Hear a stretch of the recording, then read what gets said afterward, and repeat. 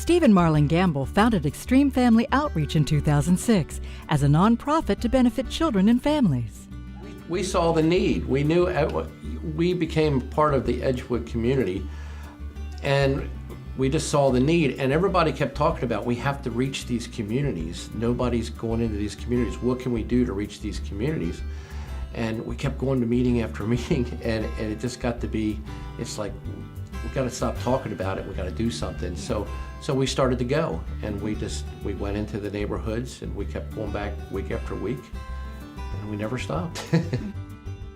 Well, our mission is to have a direct impact on children and families by taking our programs into the heart of their communities, providing tools to ensure positive futures.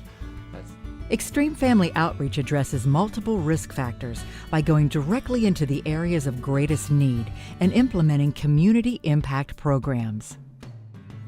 The need is the call. We see a lot of children out there. Due to the breakdown of homes and families, we see a lot of kids that are out there that are running rampant in the communities that are lost, and maybe they feel a little bit forgotten. So we see that, that they're important. We go in to try to connect with them. You'll find that everybody in all walks of life, everybody has a story.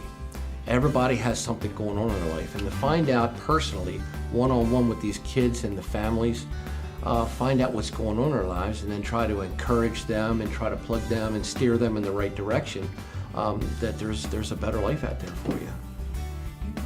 Grocery distribution of over $40,000 worth of food is provided year-round to address food insecurity, in addition to 208 complete Thanksgiving dinners. Warm Hands, Warm Hearts program visits homes and brings Christmas gifts for children and families. I think my wife started it, with the name No Child Goes Hungry, to make sure that at the end of our programs that we give out food each week to kids that need it. And we formed several partnerships, Panera Bread and Harford Action Agency and several other programs to get a lot of different food and to be able to give it out to the people in need. Last year we gave away 208 or 210 complete Thanksgiving dinners to over 200 families, and then Christmas presents to over 700 kids too. So that's a big part of our program, and we had over 100 volunteers show up to box all our Thanksgiving meals up and everything, and deliver those. So a lot of people come out to that, and we throw some huge Christmas parties, and they're really a lot of fun, and we try to give Christmas presents not only to the kids in our program, but to their siblings, whether they're younger or older too, so that the whole family gets something. Youth leadership development is key to prevention. We started the leadership team just so we could keep those kids involved and reconnected, and then it's also to teach them to serve, to give back. The kids that come sit on the tarp, they're always receiving things, but then with the leadership program, we're teaching them how to be leaders and to give back. Actually, the mission and our purpose is prevention. We want to reach those kids before the drugs and the gang activity does. It's real important. Extreme Family Outreach Scooby-Doo After School program is conducted at multiple locations. The visitation team makes a weekly personal home visit or phone call. We conduct our after-school program in the spring and in the fall. It runs 9 to 10 weeks. And what that means is that we are, right now, we are in 8 communities during the week. So when the kids get off the school bus, they'll see us out there in their community. We have the music playing, we're all set up, we take everything to them. And when they come, they're all excited, and we create a safe environment for them to come, to learn, and to grow.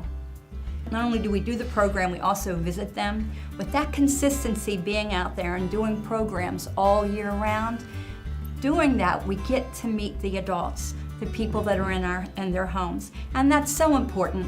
A lot of these kids, they can't help the environment that they're living in. They can't defend themselves, but through the kids, getting to know them, we get to know the adults. And then with that happening and taking place, we can then connect them to the needs, whether they need food or whether they need recovery, whether they need to get their GED, whatever that need may be. Partnerships and community support help. We actually have 3 that are full-time, and then we have 4 that are part-time, and then we have like 30, 35 volunteers. And we couldn't do it without them. You know, you hear that phrase, it takes a village? It really does take a lot of people to make the connections. We can rewrite a child's story and be a bridge in the community. And there was a young man at the door, and I looked at him, he looked at me. He's looked up to him. Yeah, we looked up I to him, looked up and to he him, said, too. "Do you remember me?"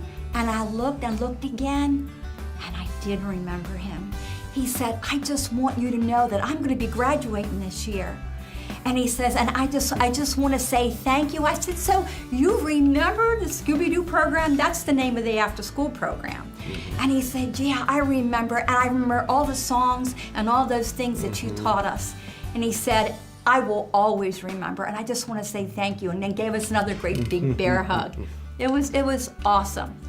You know, they have a lot of potential. There's a lot of potential there, and that potential could go either positive or negative, and we want it to go positive, you know.